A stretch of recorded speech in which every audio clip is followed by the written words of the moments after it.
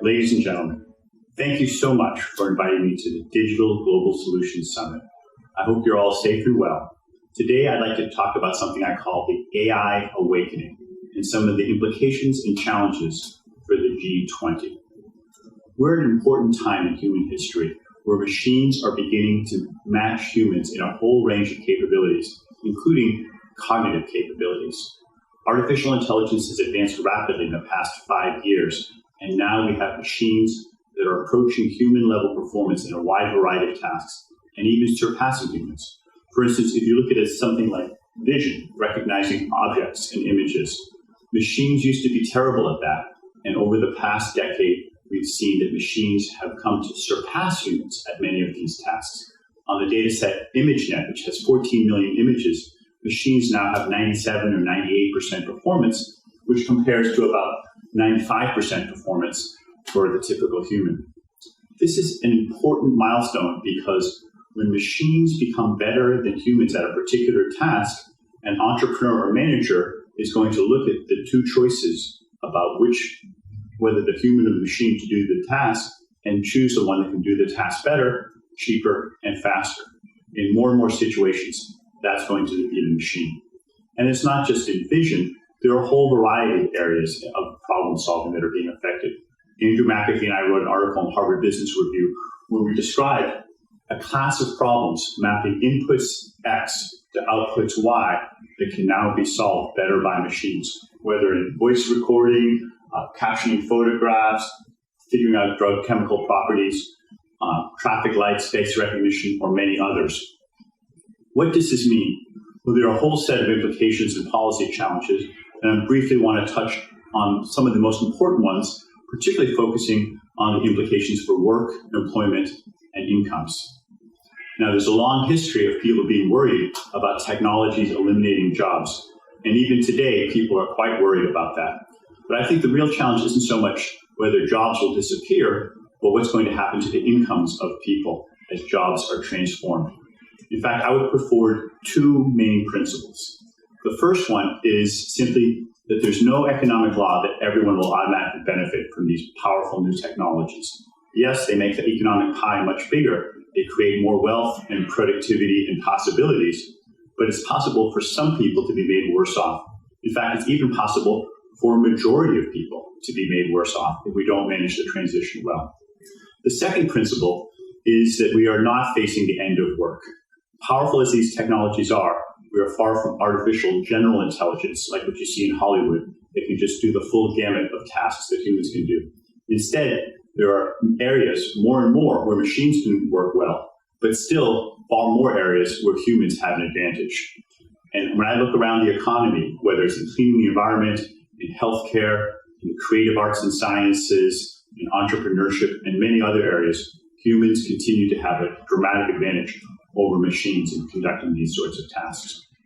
We've done this more systematically in a series of papers that I've written with my co-authors and published in places like Science and the American Economic Review.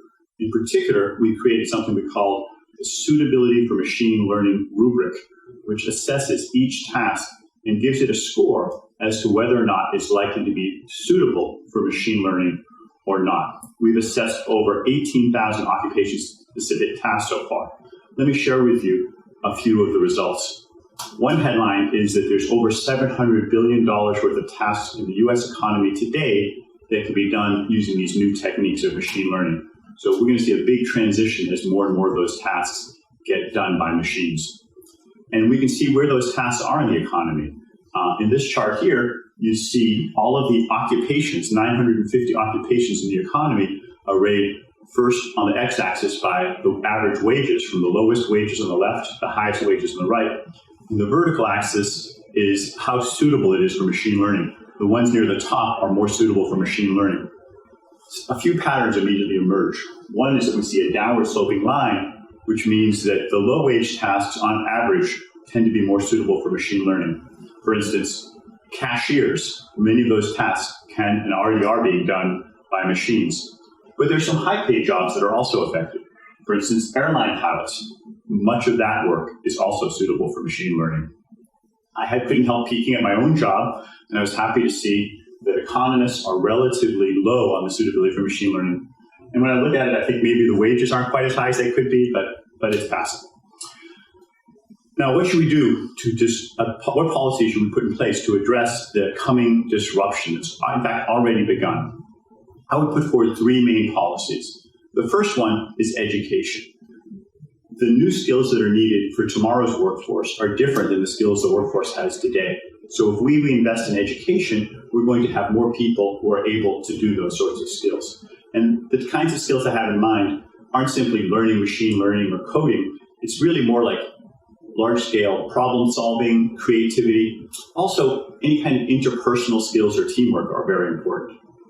The second thing we can do is do a better job on workforce planning. There are a set of tools that can help us understand what kind of human capital we already have in our organizations, what new skills we'll be needing, and how to make that transition. For instance, a company I founded, Second Machine Age Technologies, with a set of people, has a tool called ML Scan that does exactly that. You could take a job like personal banker and see how it needs to transition. The people there could either become a new kind of personal banker, call it Personal Banker 2.0, that does less work on data entry and credit authorization and more work on managerial communication and leadership. Or they could go into new roles like business analyst, loan officer, HR manager, etc. And we can give them guidance as to how far away they are from having the right skills and tasks for doing that. A third kind of a policy is boosting entrepreneurship.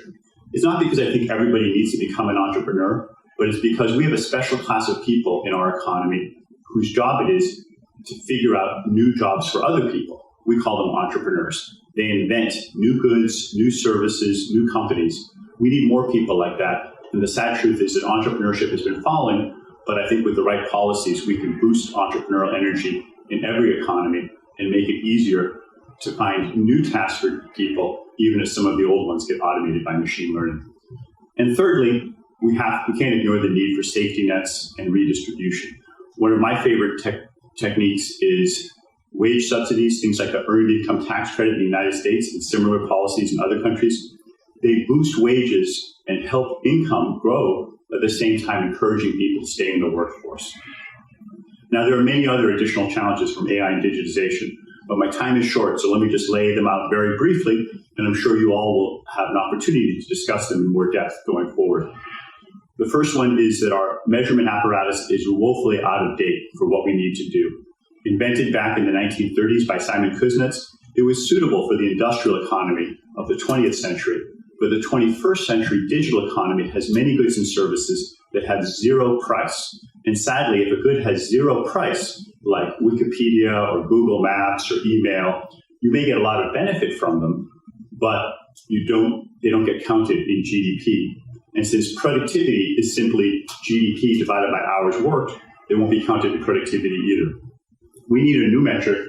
We call it GDPB, where the B stands for benefits, and we've developed techniques for measuring the benefits, not simply the cost of goods and services. But there are many other measurement challenges that need to be addressed. Secondly, there's a huge challenge around data privacy, data ownership, and what happens to all this information. Those systems I showed you earlier that are learning how to do vision and voice recognition, their lifeblood is data. And what that means is that companies are trying to capture as much data as possible. That often leads to winner-take-all markets. It can lead to privacy violations at all. So there we need some new principles for data ownership. And I know many organizations are working on that. Thirdly, I want to raise the problem of algorithmic bias. When these machines make decisions, they do it based on the data they've been fed. But that data is typically from humans who made those decisions. And that means that if the humans were biased, the machine can perpetuate that bias. In fact, they can amplify it and scale it up to thousands of millions of other cases. So there's a real danger that the algorithms will entrench a level of bias even more than we had in the past. Again, here I think there are some opportunities where we can do better. There are principles for algorithmic testing of fairness. And I think ultimately if these are implemented, not only can we reduce the bias, but I think we can make the machines less biased than the humans on which they were based. These are some of the principles and challenges we need to think about going forward. There's a lot more we could discuss, and I'll point you to my websites where you can read a bit more about it. Brynjolfsson.com, secondmachineage.com, and the others, where my research and papers describe in more depth some of the topics I just mentioned. Thank you very much for giving me a chance to share some of my thinking on these important topics.